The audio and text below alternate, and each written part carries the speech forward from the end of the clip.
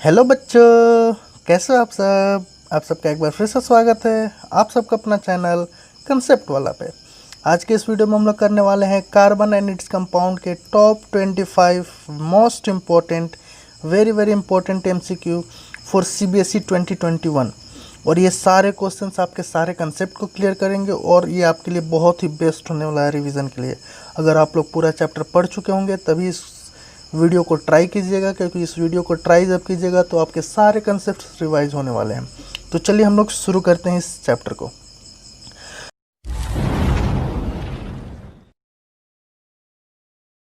First question है the substance not responsible for hardness of water is. तो हमें पता है हार्डनेस ऑफ वाटर जो होता था वो किसकी वजह से होता था? कैल्शियम एंड मैग्नीशियम के सॉल्ट्स की वजह से। किसकी वजह से? कैल्शियम एंड मैग्नीशियम के सॉल्ट्स। तो यहाँ पे कैल्शियम कार्बोनेट है, यहाँ मैग्नीशियम कार्बोनेट है, यहाँ कैल्शियम हाइड्रोजन कार्बोनेट है। तो ये तीनों तो सही है, यानी कि जो सोडियम नाइट्रेट है ये ऑप्शन हमारा यहाँ पे क्या हो जाएगा? सही, क्योंकि यहाँ पे क्या पूछा है? नोट। क्लियर है? आई बात आप लोग को समझ में? सेकेंड क्वेश्चन है C3H8 belongs to homologous series of. तो C3H8 N की वैल्यू कितनी है? 3 और हाइड्रोजन कितना है? 2N+2, यानी कि ये कौन सा ग्रुप हो गया? अल्केन। तो अल्केन ग्रुप से ये बिलोंग कर रहा है, तो अल्केन यहाँ पे ऑप्शन क्या है हमारा? अल्केन्स, यानी ऑप्शन सी जो है हमारा वो क्या हो जाएगा? सही हो जाएगा। क्लियर है? चलिए नेक्स्ट क्वेश्चन है the IUPAC name of this compound. तो हमने क्या बोला था, जब भी IUPAC नेम की बात करेगा तो हम लोग क्या करेंगे? सबसे पहले लंबा चेन ऑफ कार्बन को ढूंढेंगे। तो लंबा चेन यही दिखा रहा है, 1 2 3 और 4 का चेन बन रहा है। तो 4 का चेन है यानी ब्यूट। तो प्रोप वाले ऑप्शन हमारे पहले ही गलत हो गए। चलिए अब ब्यूट पे देखा जाए सेकंड पोजीशन पे 2 CH3 है। तो हमने बताया था ना कि अगर मीथेन से एक हाइड्रोजन को माइनस कर दीजिएगा तो ये क्या बन जाता है? मिथाइल, यानी अल्काइल ग्रुप। मिथाइल, और मिथाइल कितने पोजीशन पे? सेकंड पे। कितने मिथाइल है? एक यहाँ पे और एक यहाँ पे। तो 2 मिथाइल और दोनों किन से पोजीशन पे है? सेकंड। 2 डाई मिथाइल ब्यूटेन, यानी ऑप्शन बी जो है हमारा वो क्या हो जाएगा? सही हो जाएगा। क्लियर है? 2 मिथाइल है इसलिए डाई मिथाइल भी यहाँ लिखना जरूरी है। यहाँ पे सिर्फ मिथाइल लिखा हुआ है तो ये भी हमारा सही नहीं होगा। आ रही बात समझ में? चलिए ऐसा बात मैंने बता रखा है नोमेनक्लेचर में, आप लोग नोमेनक्लेचर वाला वीडियो ज़रूर देखिएगा, क्योंकि अगर 3 होता तो ट्राई यूज़ करते, सिंगल होता तो डायरेक्ट मिथाइल लिख लेते और पोजीशन एक ही लिखना होता वहाँ पे। ठीक है?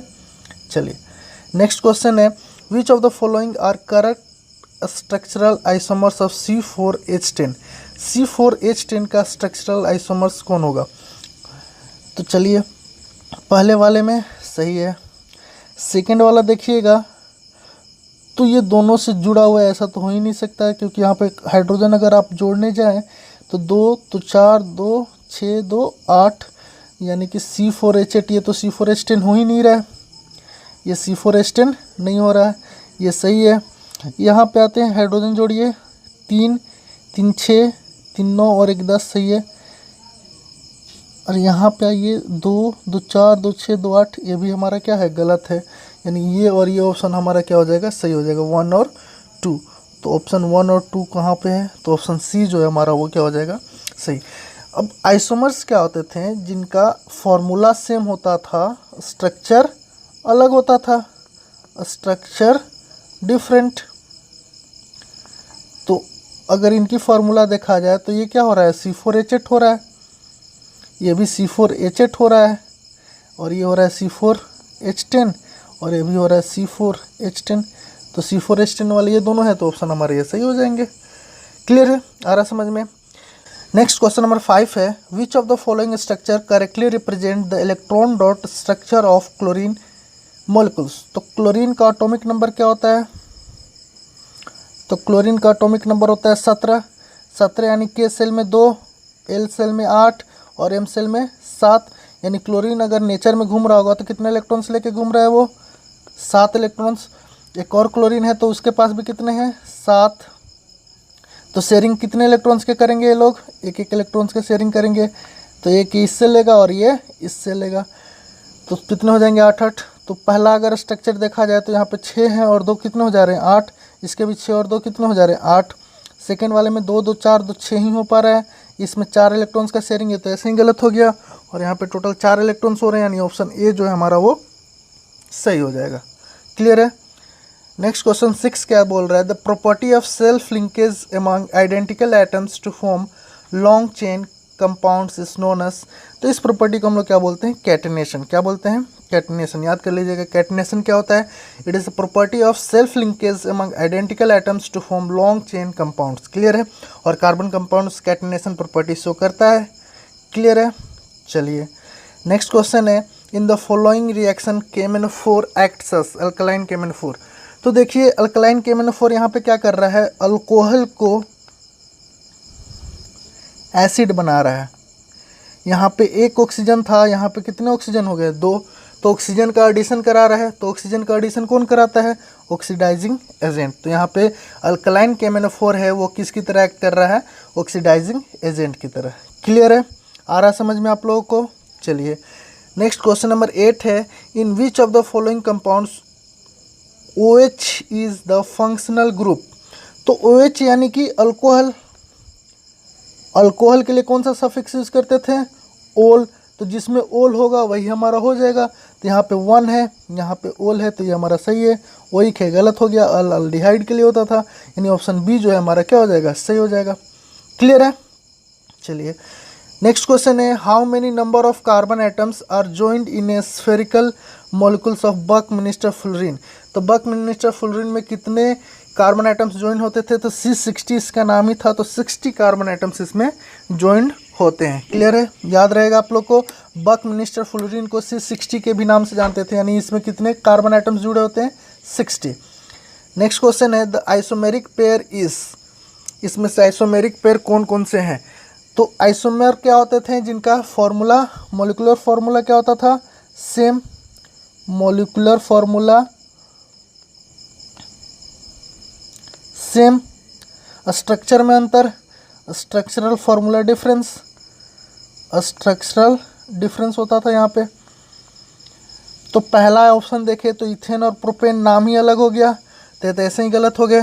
प्रोपेन और ब्यूटेन ये भी नाम अलग हो गए, ये ऐसे ही गलत हो गए। इथेन इथेन दोनों इथेन है। तो स्ट्रक्चर में कैसे डिफरेंस होगा, स्ट्रक्चर में डिफरेंस तब होगा जब उनके नाम में भी थोड़ा बहुत अंतर आएगा। तो ये तो दोनों नेम ही सेम हो गए, तो ये ऐसे ही गलत हो गया। ब्यूटेन और 2 मिथाइल प्रोपेन, चलिए स्ट्रक्चर बनाते हैं। ब्यूटेन का ये स्ट्रक्चर हो जाएगा,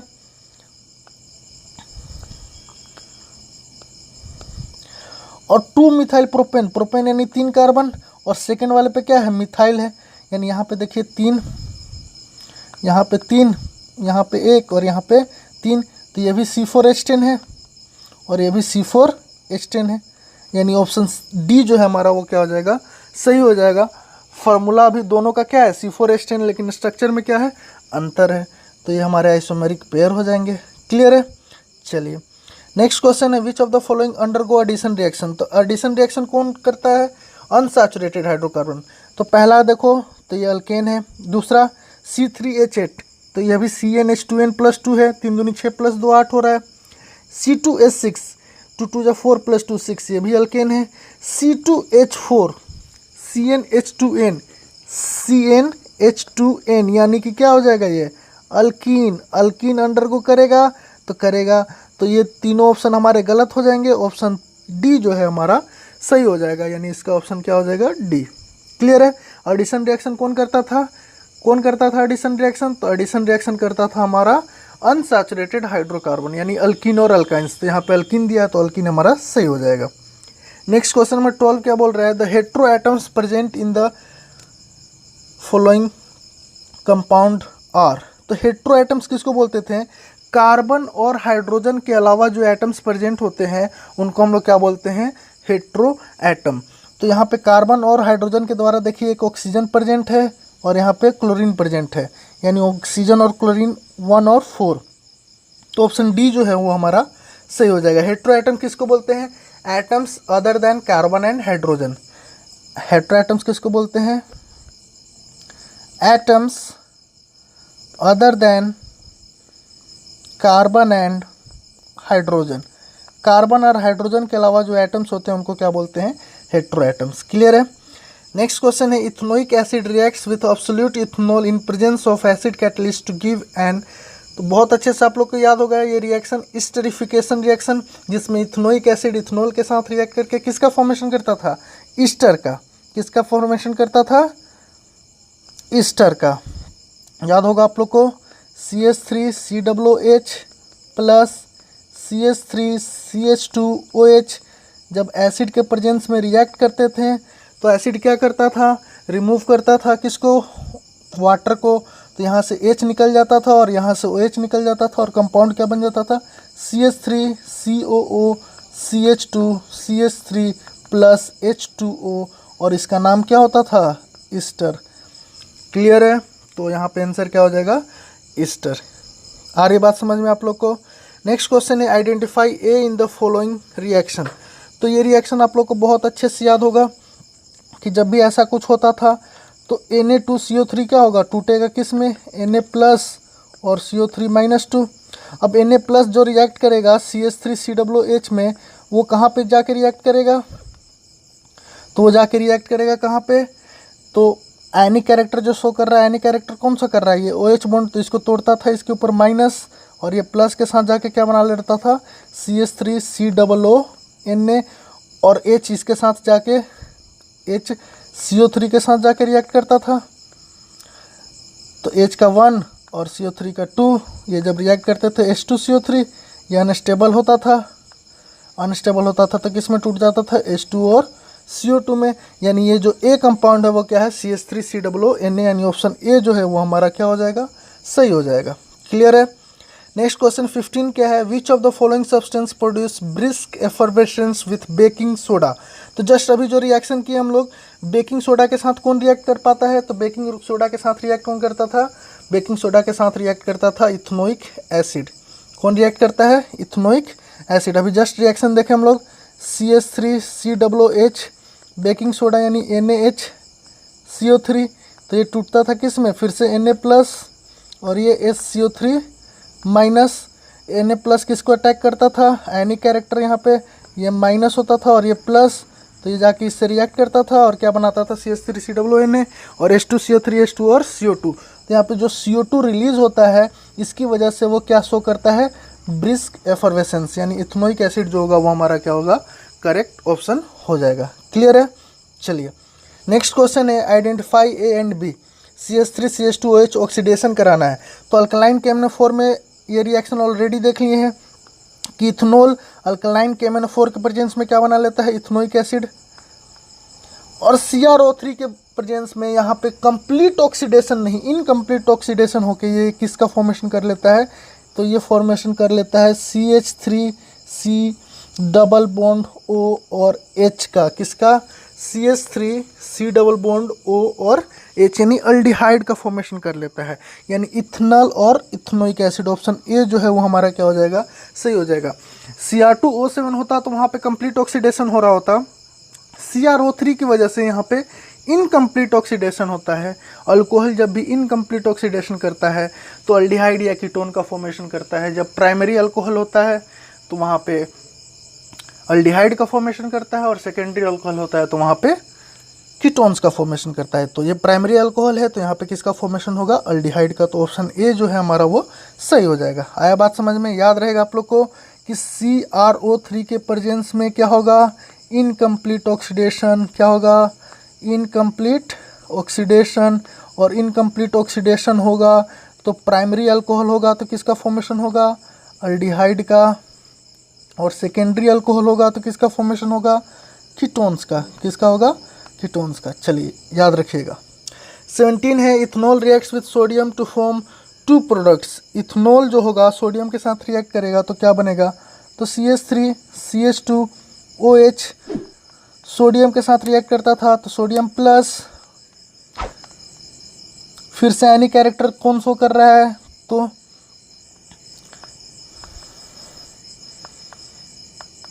ये OH बॉन्ड, यहाँ पे माइनस और यहाँ पे प्लस, ये माइनस रिएक्ट करेगा तो क्या बनता था, CH3CH2ONA सोडियम इथोक्साइड। नाम क्या था उसका, सोडियम इथोक्साइड, और साथ ही साथ H अपना क्या बना लेता था, H2।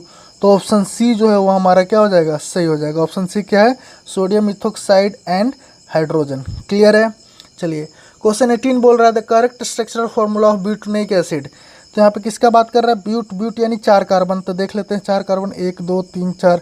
यहाँ पे डबल बॉन्ड देखे इसको गलत कर दिया, 1 2 3 4 5, यहाँ पे 5 आइटम है, ऐसे ही गलत हो गया। 1 2 3 4 सही है। यहाँ पे देखते हैं 1 2 3 4 डबल बॉन्ड OH, तो कार्बोक्सिलिक एसिड क्या होता था, C डबल बॉन्ड OH। यहाँ पे C डबल बॉन्ड OH नहीं है, यानी ऑप्शन डी जो है हमारा वो क्या हो जाएगा, सही हो जाएगा। आ रहा समझ में। कार्बोक्सिलिक एसिड है ना, ओइक एसिड यानी कि कार्बोक्सिलिक एसिड। कार्बोक्सिलिक एसिड का फॉर्मूला क्या था, C डबल बॉन्ड O और OH होना चाहिए। तो यहाँ पे कहीं है ही नहीं वो, तो वो गलत हो जाएगा। यहाँ पे है लेकिन यहाँ पे बीच में एक डबल बॉन्ड है जिसकी वजह से वो गलत हो रहा है। यहाँ पे 5 कार्बन है, सेकंड वाले में 5 है, तो ये ऐसे ही गलत हो गया। आ रहा समझ में। ब्यूट में कितने कार्बन, 4 कार्बन।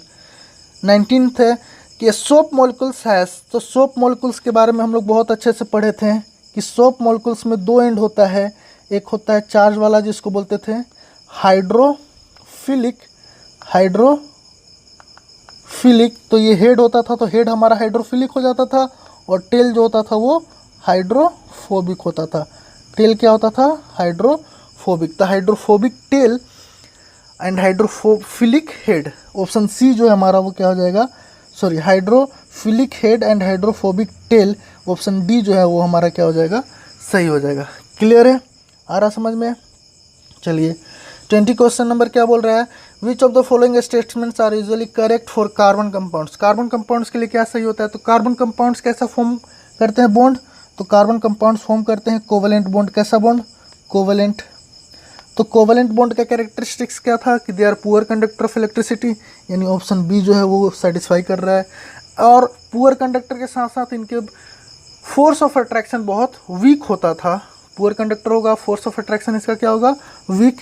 तो do not have strong force of attraction between their molecules. Any compound का उल्टा होता था किसका, कोवेलेंट, यानी ऑप्शन 2 और 4 यानी ऑप्शन डी जो है वो हमारा सही हो जाएगा। क्लियर है। चलिए 21 बोल रहा है the IUPAC name of this. तो सी आयुपेक नेम पूछा है, CH3C double bond O C2H5।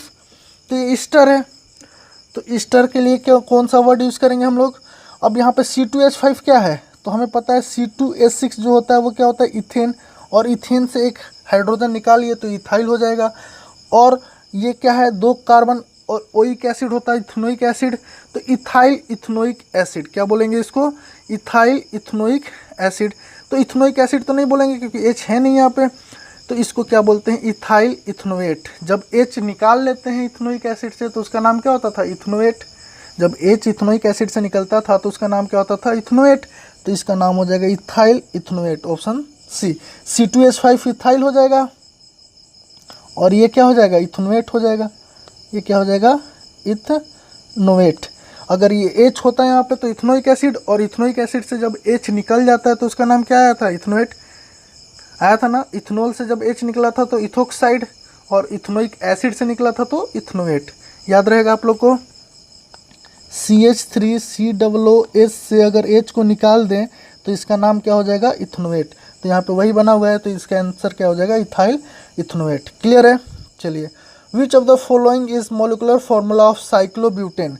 Cyclobutane, but यानी 4, तो 4 का रिंग बना लो। तो 4 का रिंग, हर कार्बन को देखो तो 2-2 बॉन्ड बना रखा है, तो कितने हाइड्रोजन आएंगे, यहाँ पे भी 2, यहाँ पे भी 2, यहाँ पे भी 2, और यहाँ पे भी 2। तो C4H8 फॉर्मूला क्या आया, C4H8, यानी ऑप्शन सी जो है हमारा वो सही हो जाएगा। और वैसे भी इसके लिए बता दिया गया है साइक्लोब्यूटेन, यानी ये किसका फॉर्मूला सेटिस्फाई करेगा, ब्यूटीन का। नाम साइक्लो होता था तो वो एक पीछे चला जाता था, अल्केन होता था तो अल्कीन का फॉर्मूला होता था, अल्कीन होता था तो अल्काइन का फॉर्मूला। नेक्स्ट क्वेश्चन नंबर 23 है, which of the following is not a straight chain hydrocarbon. तो स्ट्रेट चेन हाइड्रोकार्बन किसको बोलते थे, जब एंड कार्बन एक ही साथ 2 अलग अलग कार्बन के साथ जुड़ जाए, या बीच वाले कार्बन 3 अलग अलग कार्बन के साथ जुड़ जाए। ध्यान से पहले ऑप्शन को देखिए, तो हर कार्बन जो है वो, एंड कार्बन जो है वो 1-1 कार्बन से जुड़ा हुआ है, और बीच वाला कार्बन 2-2 कार्बन से जुड़ा हुआ है, तो ये तो स्ट्रेट चेन है। सेकंड ऑप्शन को देखिए तो इसमें भी वैसा ही है, सारा स्ट्रेट चेन में ही है। इसमें देखिए तो हर एक एंटी कार्बन एक एक से जुड़ा हुआ है और बीच वाला कार्बन दो दो से। लेकिन जब लास्ट ऑप्शन को देखिएगा तो एंड कार्बन जो है दो अलग अलग कार्बन के साथ जुड़ा हुआ है, तो ये क्या हो जाएगा, ब्रांच हो जाएगा। और क्वेश्चन यही पूछा है कि कौन स्ट्रेट चेन नहीं है, तो ये हमारा स्ट्रेट चेन नहीं है, ये क्या है, ब्रांच है। हमने क्या बताया कि एंड कार्बन जब दो अलग अलग कार्बन के साथ जुड़े तो वो ब्रांच होगा, या मिडिल कार्बन तीन अलग अलग कार्बन के साथ जुड़ जाए तो ब्रांच होगा। क्लियर है। नेक्स्ट है a hydrocarbon should have minimum how many carbon atoms to show isomerism. तो मिनिमम कितने कार्बन एटम्स होते थे, 4। मिनिमम देखिए 3 भी होगा तो इनके स्ट्रक्चर में कोई चेंजेस नहीं आएगा। अगर इस कार्बन को उठा करके यहाँ भी लगाते हो तो अभी भी 3 का ही रिंग बन रहा है, 3 का ही चेन बन रहा है, सॉरी। तो मिनिमम कितने कार्बन चाहिए होते थे, 4। मिनिमम कितने कार्बन, तो 4। तो ऑप्शन बी जो होगा वो हमारा सही हो जाएगा। देखिए जैसे ही 4 कार्बन आएगा तो आखिरी वाले कार्बन को उठा करके जब बीच वाले कार्बन पे लगा देंगे तो स्ट्रक्चर चेंज हो जाएगा। तो मिनिमम आइसोमर शो करने के लिए कितने कार्बन एटम्स चाहिए थे, 4। क्लियर है।